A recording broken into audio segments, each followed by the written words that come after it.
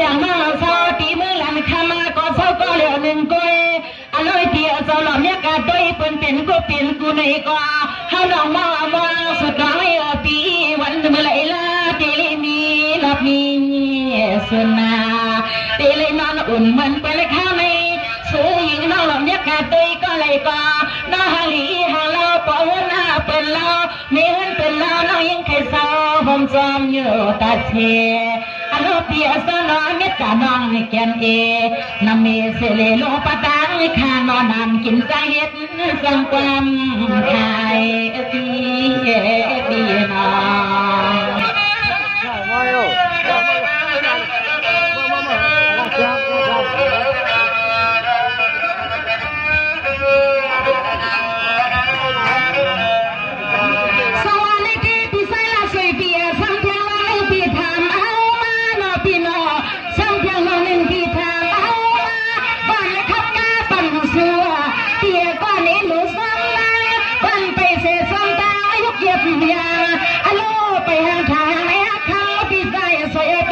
สุดที่ทางน้องมาต่อขัดเกียรติเดียวเป็นลูกชายพอนา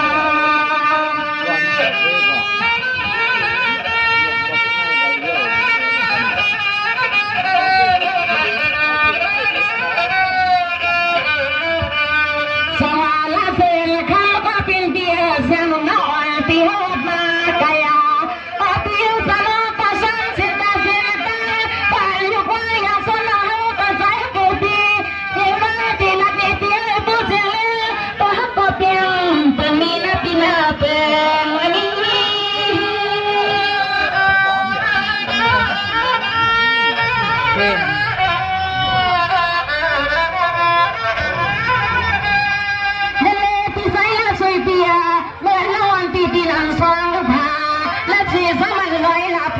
ไม่ใกล้กันปันกันบอกคาเทียก็ดีซื้อน้องอ่อนตีสันกองขอบมือน้องอ่อนตีไปเลยมีผู้ใจก็เลยนึกว่าเปียซาอันไหนเข้ามาเสียงเอาติดมันหมดแล้วเป่ามีก็เหลียวไกลที่เหลียวไกล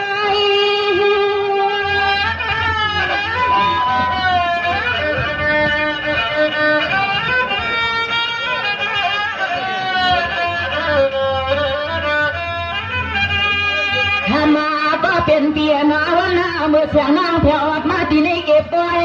นายกัดไว้ผู้ใจก็เลยหนึ่งในก็สูปีถามมาเขาเมามาหัดไปหัดลามาอันโลเปียเลยมาห้องความมนความมาเปียน้องยิงพี่ไปเลยนี่ก็สั่งต่อสองเขานายพิงอาเตเป็นมีเงินเขียวน้องไปเลยสั่งต่อนี่ก็โซน้องยิงพี่เอาเตเป็นมีเงินเขียวน้องพี่น้อง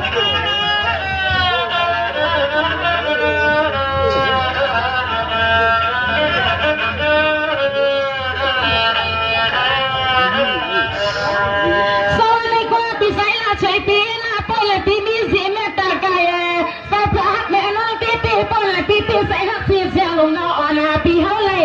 ที่ในคำว่าสวยใจก็เป็นเปียจาเฮาก็ติ่งไปนี้ลูกใจแพ้พี่ใจสวยเฮาขัดดำแสน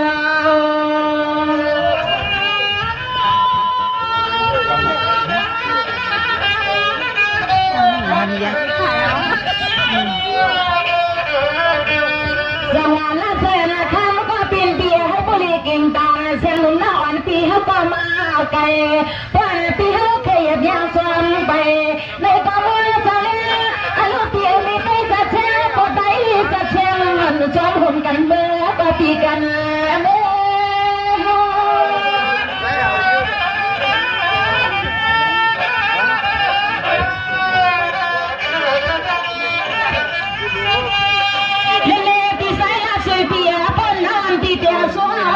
สวยปีศาจมาแต่ไปขวา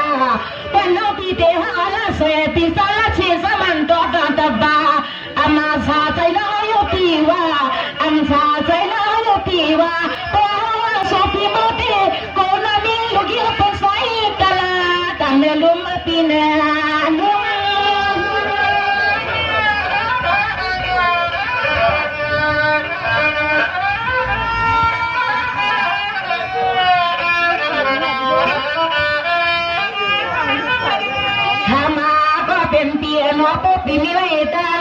เปียตีเฮินตีเล็กนี้น้อละกาชูก็เลยก็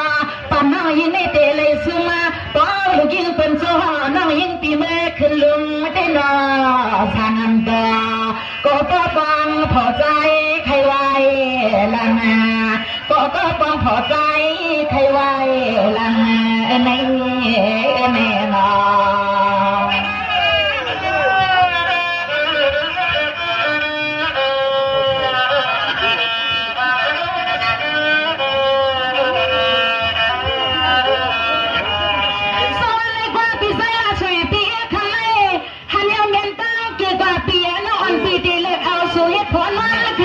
ปีหน้า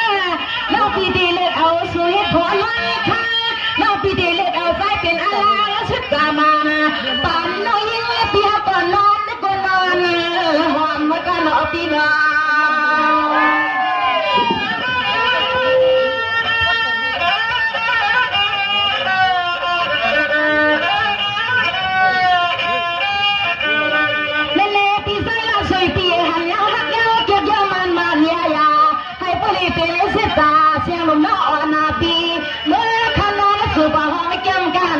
ซึ่งให้ปอยอมาหอมเลี้ยวหอมแข็งข้าง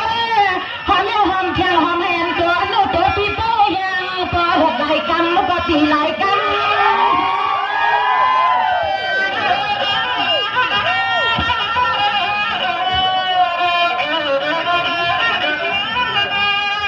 สวัสดีค่ะเลยว่าเสียงลมน้ำอ่อนปีมีรักมีสุนเปียกพอผ่านป้าเจนอนอุ่นหอมจันน้องว่าเปียสาวเสียงลมน้ำอ่อนปีโซมาชนเลี้ยวต่อตานเสียงลูกฮักยังไม่เก็บแผ่นปันเล่พุทธคำ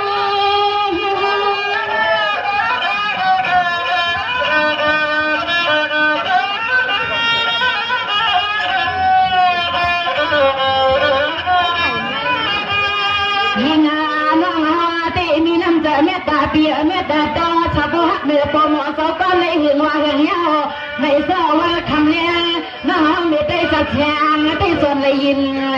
ข่าวปีเปลี่ยนก็เฮิร์นหาใจปีเปลี่ยนเบาในก็ใจน้องยิงปีเฮามาต้องหัดทำว่าลีลวนตามกันเยอะตามปีรอ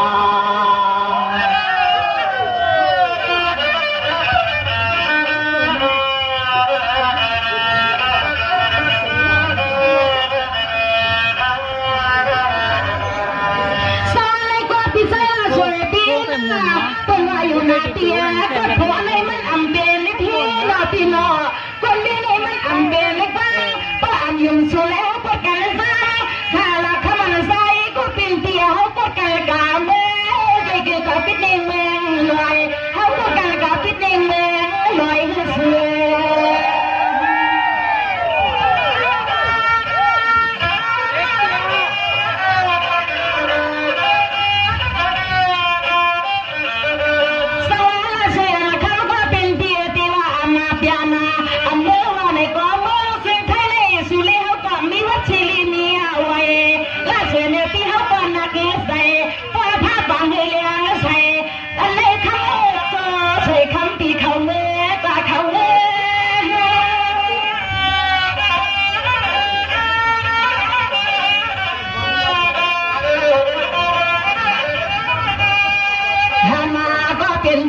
อันตอนเฮาที่สู้มาสู้ยาวเสือเสือยังมาแค่ละร้อยเราที่เลยเป็นก็ต่อยก็งอกแงสอดอีกแล้วเสือเสียงห้องเฮาที่สู้มาสู้ยาวเสือเสือน้องยิงที่เฮาที่เลยเป็นก็ต่อยก็งอกสอด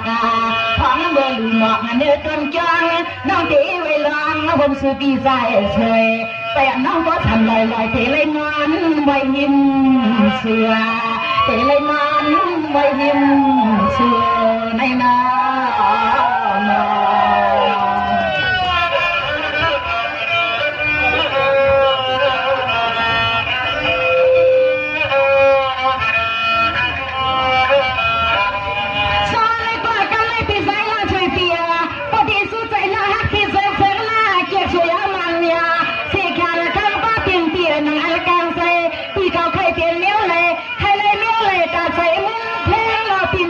หลักกันตีน้องเขา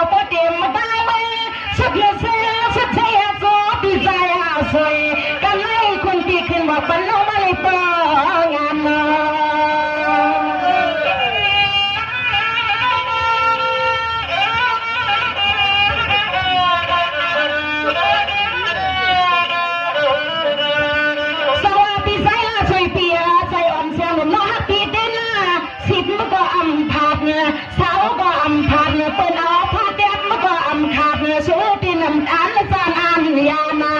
ปานจัดชื่อเลยเฮาไหมซึ่งก็เลยเป็นปอนเมฆนั้นกิคงกันด้วยก็ปีกันด้วย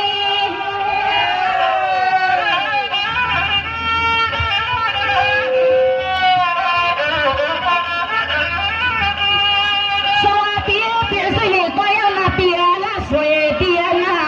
เปลี่ยนสีก็ยังเปลี่ยนเก้าก็ยังก็เลยเปลี่ยนสีตาเชียงนุ่มน้องอันปีเปลี่ยนมาพวยเชียงนุ่มน้องอันปีเอาขยุยเลยซ้ำปีใจสวยขา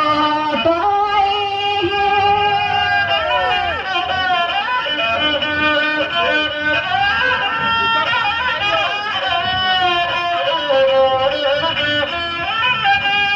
โอ้ยเปียจอนอปุกไปสู่ปีขึ้นละเดน้องเฮาหน้าสู่ปีขึ้นละเดน้องเฮาหน้าเฮาน้องปีแค่ปันดีขึ้นละดาบอยยุ่งแจมละดอยอันสังดอกำให้คุณปีขึ้นพอเดน้ำลอตัวคุณปีขึ้นพอเดน้ำลอตัวก็แค่เป็นหนุ่มจะมาเอาปีเฮ็ดก็เฮ็ดพอก็น่ามาสวัสดีค่ะเนี่ยปีใส่ลาเสียตอนนั้นน้องยิ่งเสียลมแดงก็ปีฮักเต้เนี่ยก็น้องก็ปีใส่เบียฮักเต้เอาเต้ขนาดปีใส่ลาเสียน้องเสียงน้องเอ้ยเนาะน้องว่าฮักเต้เอาเต้เลยน้องสมบูรณ์ว่าปีนี้ฮักเต้ที่เอาเรียนก็หันน้องยิ่งเอ้ยเนาะเพราะว่าน้องปีเปลี่ยนจอมปีอยู่ในก็ปีก็ยินจมขอบใจน้องยิ่งเอ้ยเพราะนั้นก็ยินขอความแทนคนหนึ่งสองกำนาน้องเสียงน้องเอ้ย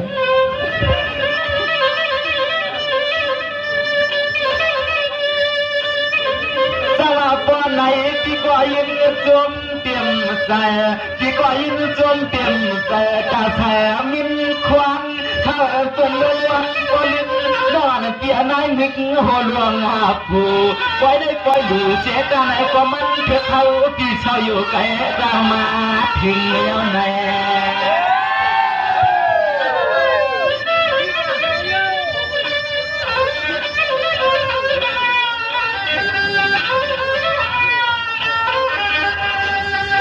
มาน้องปีคือไอ้พวกไอ้เป็นหัวหน้าเฮือนนายหลวงเชี่ยน้องหลวงนี่เตี้ยหาเตี้ยน้องเด็กภาวันเด็กนางหาดีปีนาอุกจมนาเลือจม